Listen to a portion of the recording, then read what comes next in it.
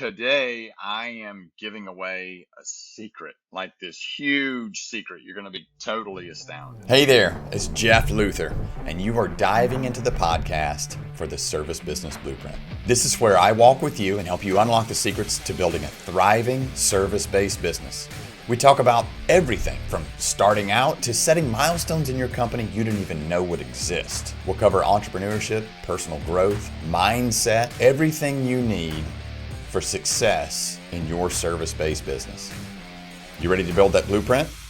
Welcome back to the Service Business Blueprint, where we share tools, tips, and strategies to achieve your personal and your business goals and overcome mindset obstacles. Mindset obstacles can be sometimes overlooked. So I just want to stop and say for a second that a negative mindset can be absolutely debilitating. And sometimes we just don't recognize it. We don't recognize that it's a mindset. It's a focus on what's happening to me. And there are tons of books out there. As a side note, if anybody wants to send me a message or have a chat about mindset issues, obstacles, hurdles, I am way open to that. I've had my share. One day I'll share more about my recent journeys, but I'm way open to that, and anything I can do to help, I would, aside from the business coaching. So keep that in mind. I'm your host, Jeff Luther, and today I am giving away a secret, like this huge secret. You're going to be totally astounded.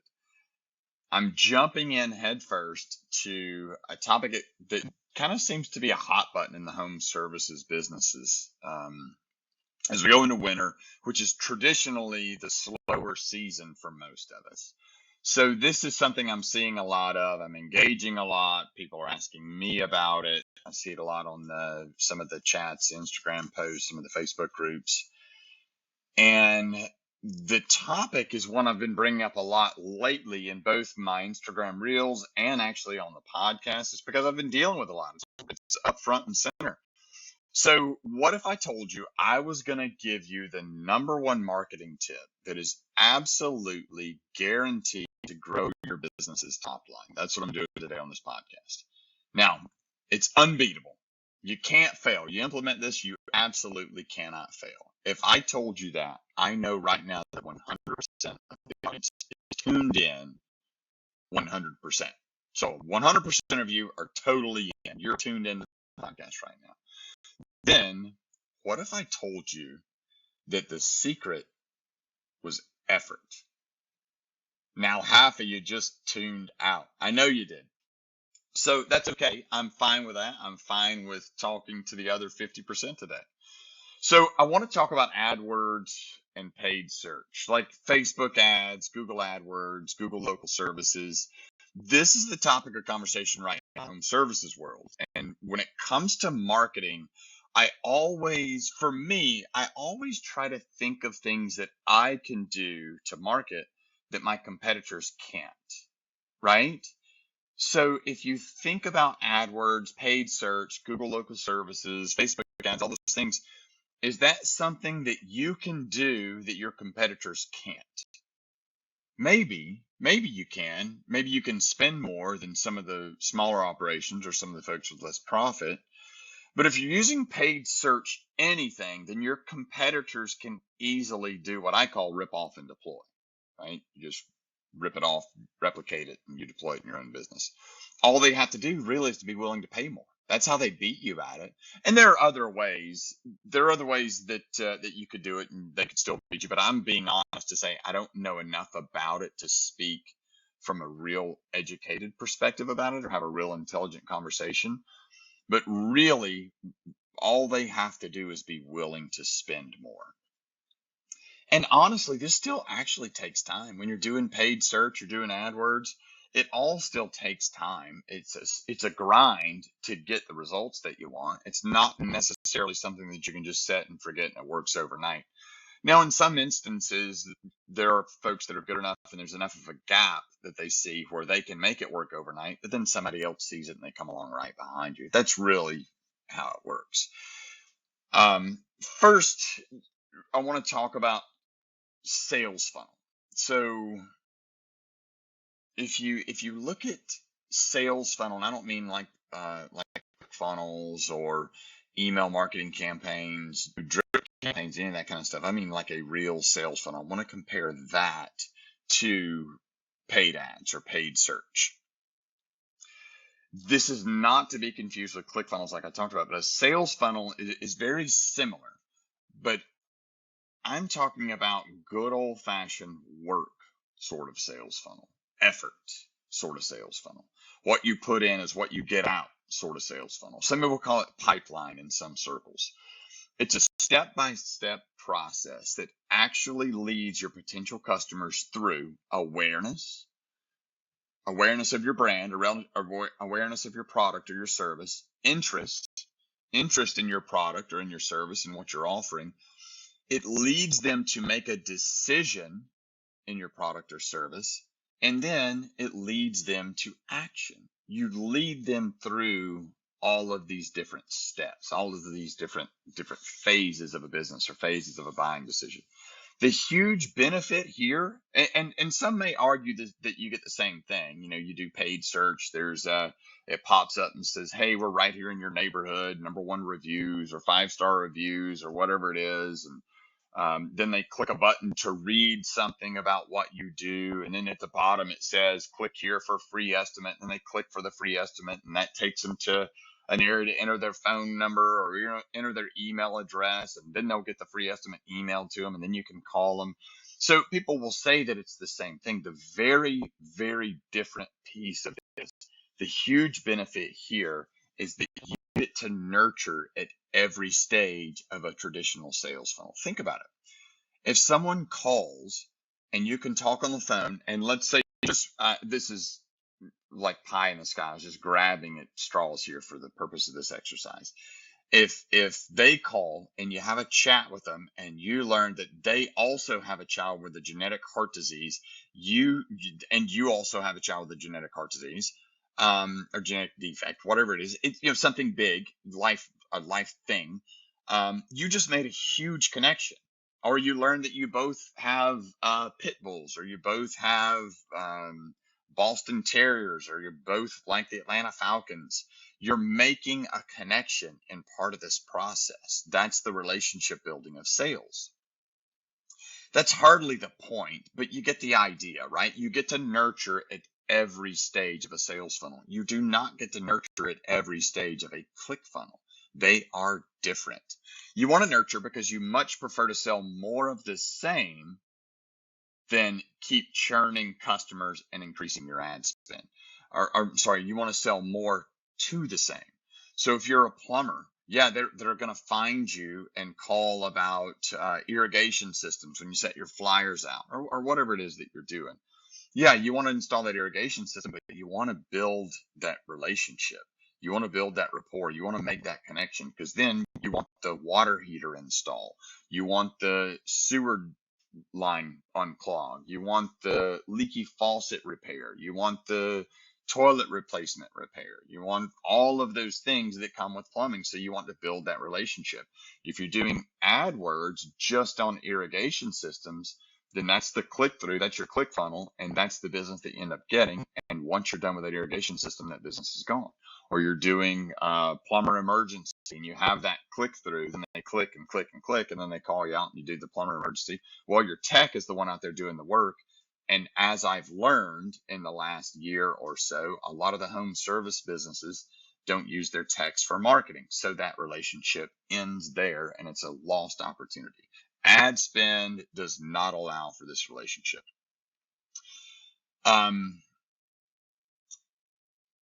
Ad spend is less predictable from a fixed cost perspective. We're just going to talk about fixed cost in marketing. Ad spend is less predictable. You could have a competitor come in overnight, you know as well as I do, for those of you listening that have tried this, and they drive the price up to almost double what you've been paying for your ad spend.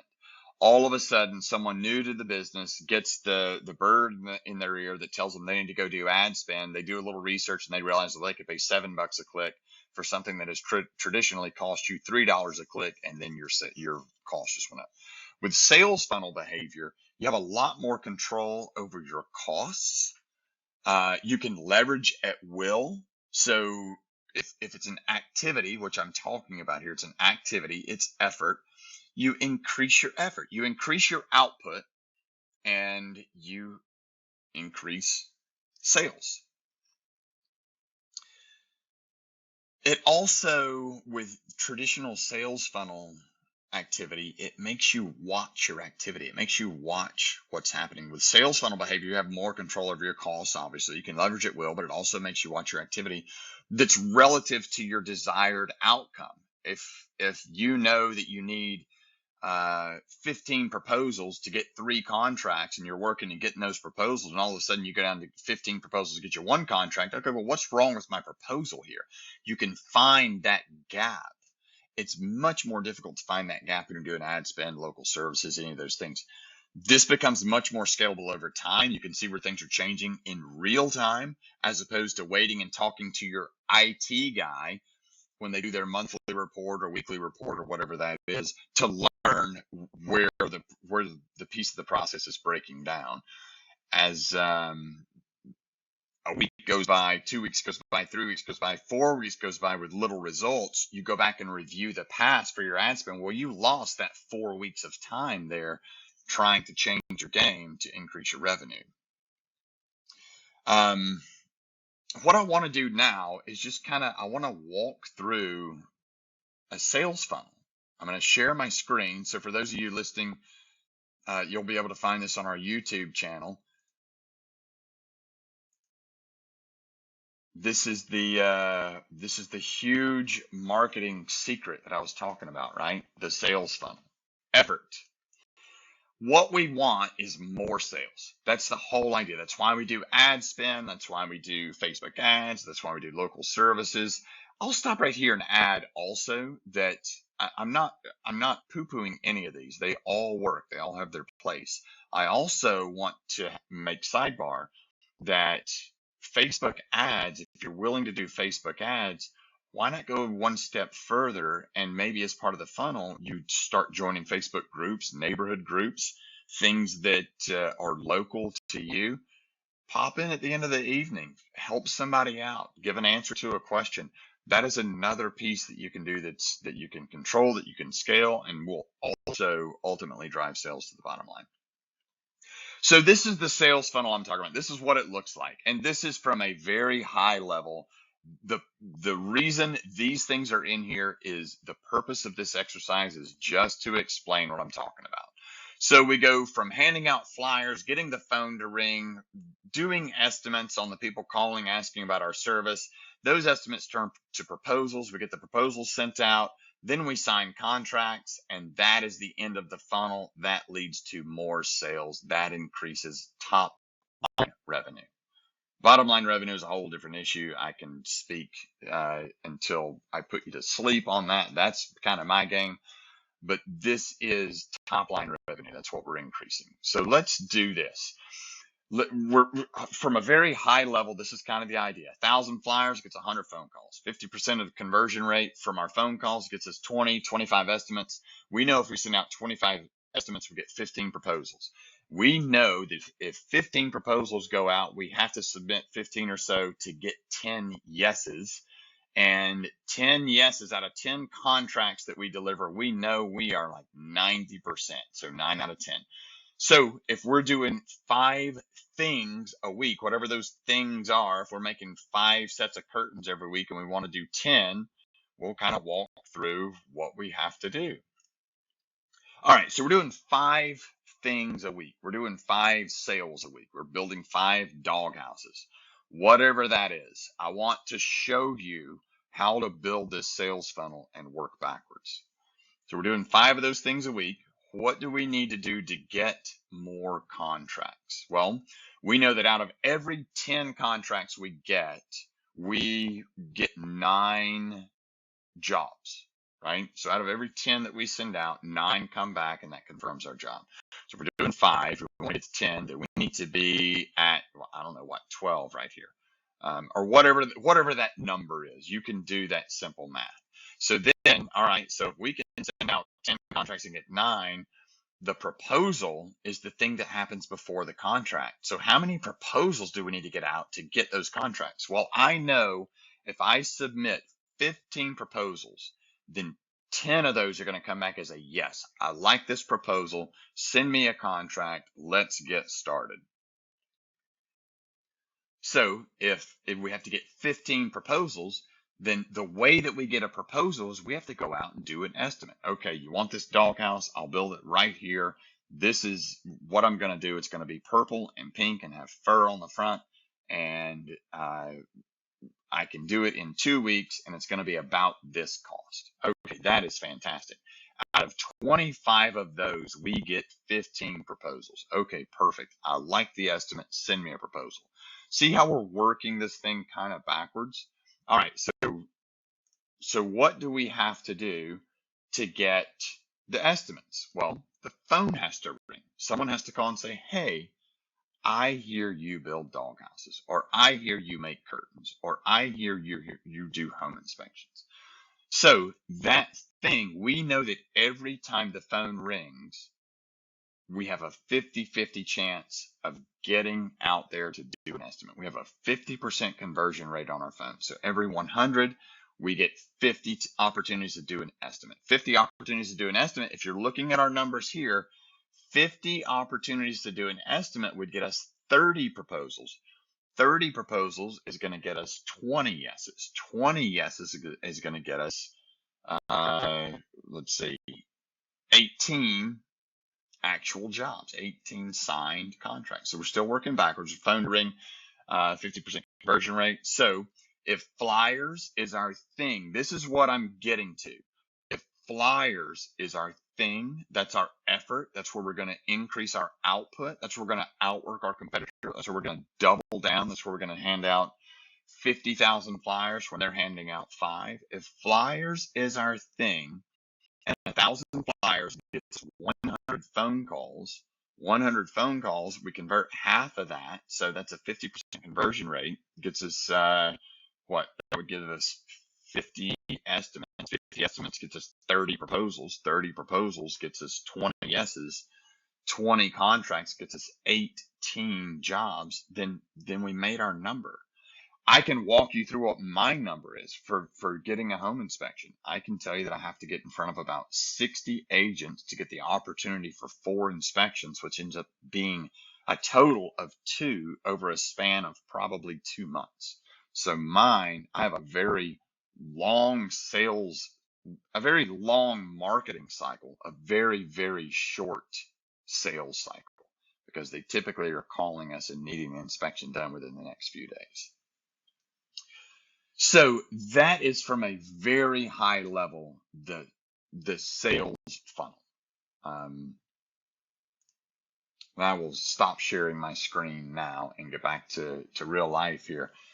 So the easy button of paid advertising, it's very tempting. I get it. It works, especially when you have every internet expert in the world sending you messages on the gram, going to your Facebook page, chiming in saying, hey, are you looking to build your business? You're looking to grow your business, all those things. I can help, guaranteed. It's always guaranteed, right? So the expectation is there. I know it. I've done it too.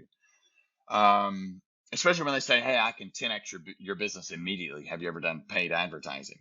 It all takes time, though, for sure. It really does take time. Even the expert that comes in, they give you the proposal. They tell you exactly the things that you're going to do. They will tell you, or at least they've always told me in every instance in the last 20 years, they will say, you need to give this a few months before we make adjustments, though. You have to commit to a few months to try it. You have to have a 3-month commitment. Our minimum commitment is 3 months, or whatever that is. They make you commit for 3 months because they're not going to know for at least 3 months. And someone may have heard different, but that has always been the case for me, in some instances even longer. The benefit of using the sales funnel approach as opposed to paid ads, there's always a residual to the value of the sales funnel activity. Paid ads, there is no residual. You're not going to get that water heater after you fix their toilet. So what I'd love to know from you guys is, what is your thing? What's your thing? What's your top line activity that you could double, you could triple, you could quadruple, or 10 times that activity to increase what comes in your bottom line? And if you need help finding your thing, that is what I love to do. Hit me up, send me a direct message. You can reply in the comments below. You can find me on the gram. I'm at Service Business Blueprint. Um, hit the like if you like what you heard here. Hit the like button. Share this with your friends. I love being here. This is kind of my wheelhouse processes. The marketing expert, I pay people to do that. So I've been out of that game just a little bit, but I do know about sales funnel. I do know about process. I do know about scale. If you want some help creating your sales funnel, I would love to help you. We could probably get it done in a half hour. And if you have any questions about it, I'd love to help. And also I would love to know what your thing is. What is it that you can double, triple, quadruple, and increase that bottom line? More effort. People are so attached to easy buttons these days, and it seems to me just a huge opportunity to outwork your competitor. So here's to grinding it out, and I absolutely can't wait to see you next time. I'm Jeff Luther with Service Business Blueprint, and I'll see you soon. Thanks for hanging out on the Service Business Blueprint with me, Jeff Luther. Stay in the loop as we keep delivering these strategies to supercharge your service business. Hit subscribe, leave a review, be part of our growing community. Now you have someone to walk with you as we create your service business blueprint. Until next time, remember, where you focus is where your energy goes. Beliefs turn to things, so choose the good ones.